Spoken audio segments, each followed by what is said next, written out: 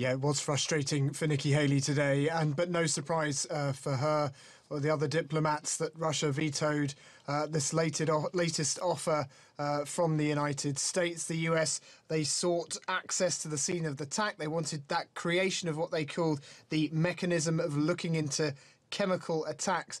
But the real issue was when they asked for an investigation into who was responsible, and Russia have form on this. This is the 12th veto they've used on Syrian matters.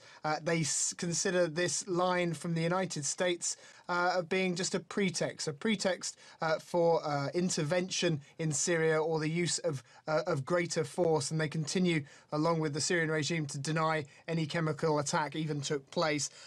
As for what happens now, well, it's the chemical weapon watchdog is preparing to go in to the affected site, but they're going to be on a restricted or a strict mandate. They are there simply to look at the facts. They are not there to apportion blame.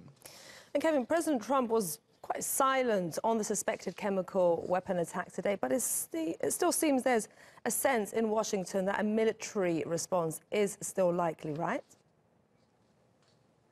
That's right. First time since this suspected attack took place. Nothing from Donald Trump on Twitter, nothing from the president publicly either.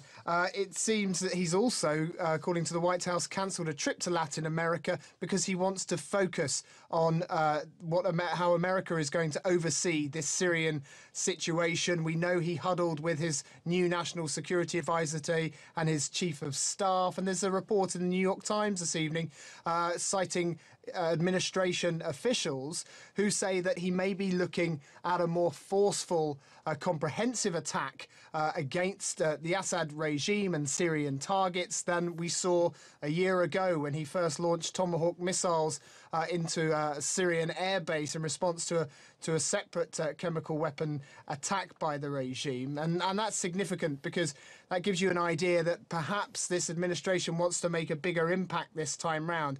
They know that within hours, 24 hours, that airbase was operational again. And they also know that if this proved that this attack was a chemical weapons attack by the regime, that it did nothing to deter them from using these types of weapons. So if they're looking for new targets, they may be taking a little bit more time, because the last thing they also want to do is to have any Russian casualties on their hands. But there are 2 Navy destroyers in the Mediterranean, and there's a heavily armed nuclear-powered warship also making its way, should be there in the coming days.